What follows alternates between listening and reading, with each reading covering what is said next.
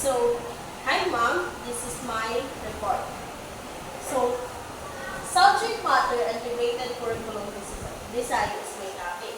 Subject matter curriculum design is a way of teaching where different subjects like math, science, and history are taught separately. So it focuses on learning specific knowledge and skills for each subject. This approach has a clear boundaries, which is between subjects and aims for develop so that students master each one. Like for example, a school today might have different time slots for math, English, and science classes. So what is subject matter curriculum? So subject matter, the definition is traditional approach where subject taught separately. For example, like I said earlier, math, science, and history. It focuses on discipline, specific knowledge, and skills. So characteristic, structured by subject boundaries, emphasize mastery of individual subject. For example, a typical school timetable with a separate period of math, English, and science. So the advantage of subject matter curriculum, depth knowledge. Students get expertise in subject, clear structure, easy to organize and assess. Teaching specialization, teachers focus on their subject's expertise. So, advantage of subject matter curriculum, depth knowledge. Students learn a lot about each subject, which helps them become experts in those areas. Like for example, in a dedicated math class, students can spend time solving complex problems and understanding advanced concepts rather than touching on a little bit of everything. So, it has disadvantage also. The disadvantage may lack real-world application, subject can feel disconnected. So what is integrated curriculum, by the way? So, integrated curriculum combines multiple subjects into a unified learning experience. So it focuses in themes, project, or real-world problems.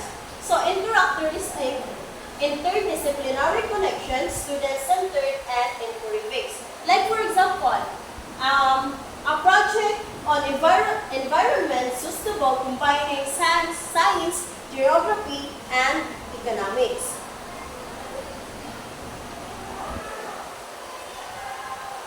So types of integrated curriculum. So, multidisciplinary subject connected by a theme. Like for example, space exploration linking science and history. So, in the interdisciplinary subject blend to solve problems like STEAM projects. So, in STEAM man good kay kasagaran sila kay more on problem solving like mamauna siya sa BSBA kay kasagaran is more on kanang like sa math, mga problem solving mo na siya sa STEAM projects. So, in interdisciplinary, real-world focus beyond subject, like for example, based learning.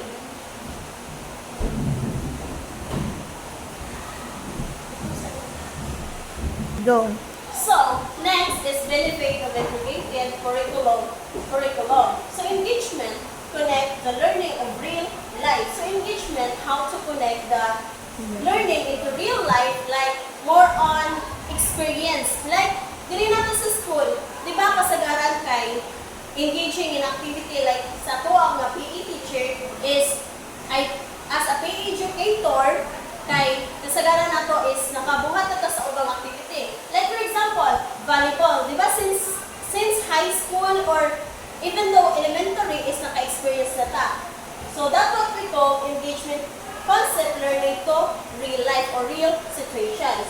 So in critical thinking, students see a relationship between subjects. So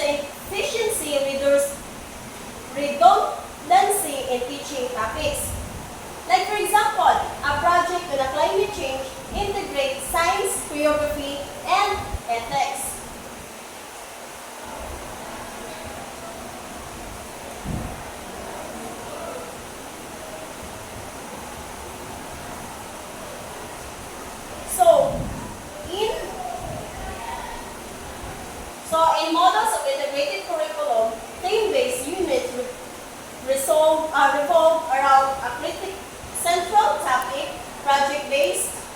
Like for example, sustainability. Sustainability is kanang makasustain the bitaw ka, which is kanang kaya na nimo siya i-provide sa mga students kung unsa kayo ang kanang unsay naa sa whole nga sa theme based. So in project based, students work on long-term project. Like for example, building a model city. So in problem-based, solve real-world issues like how to reduce plastic waste. So, unsa ulit pag-reduce sa plastic waste? Through kanang mag-separate bitaw ta o kanang like diri sa tuwa lay malata o dili malata. Sina na siya. So next is example of subject matter versus integrated approach.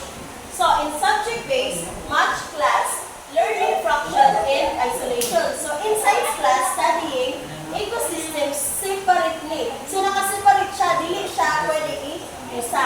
So integrated approach, food sustainability project. So in math, kay more on calculate food waste statistics. So in science food, kay study soil and agriculture.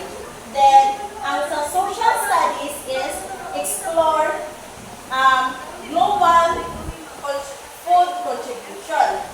So in traditional versus integrated, so in traditional is subject matter taught separately. So in integrated siya kay subject connected na siya. So sa traditional is nakaseparate pa siya, but in integrated is subjects connected na siya. So in focus memorization, in traditional, so in integrated, focus on application. So more on sa traditional ng good kay kasagaran is kanang mag-memorize ra bitaw ang mga students. So in karon siya nga side kay integrated kay more on focus on applications. So in traditional sa rigid structure kay karon lahi na po siya sa integrated. It is flexible, thematic, and approach.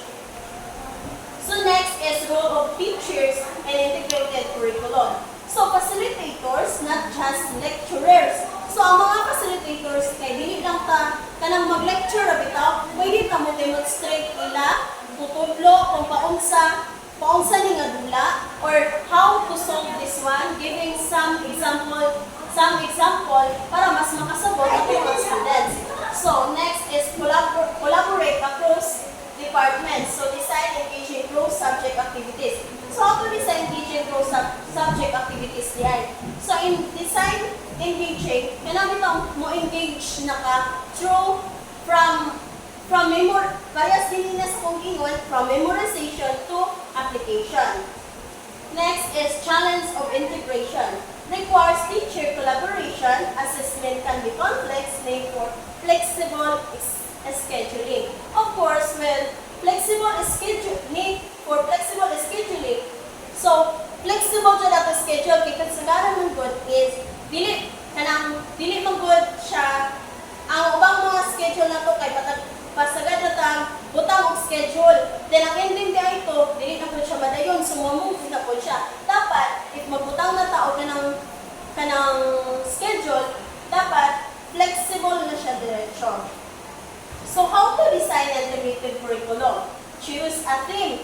Like for example, climate change. So in identity connected subject, so example of this is science, choreography, and economics. So in developed class subject activities, example, debates, experiments, data, analysis. So in access holistically, for example, ang example sa access holistically is projects and presentation. So, role of teachers in integrated curriculum, balik na.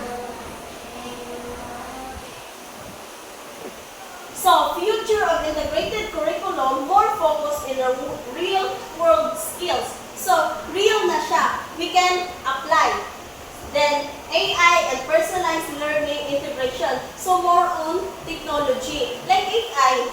Then, global collaboration projects and a whole na siya. Then, in all, this is the conclusion. In conclusion, both subject matter and integrated curriculum designs offer unique benefits in education.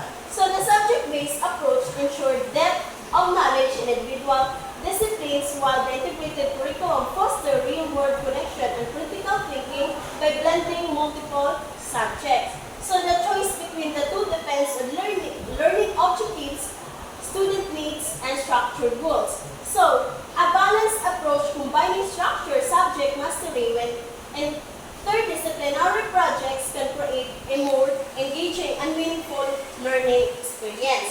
So, by only with academic knowledge, but not also in the problem-solving skills needed for a complex world. Ultimately, the best curriculum design is one and adapts the learners while maintaining Wait lang, padlong na. and creativity. Sige na. So, that would be all. Thank you.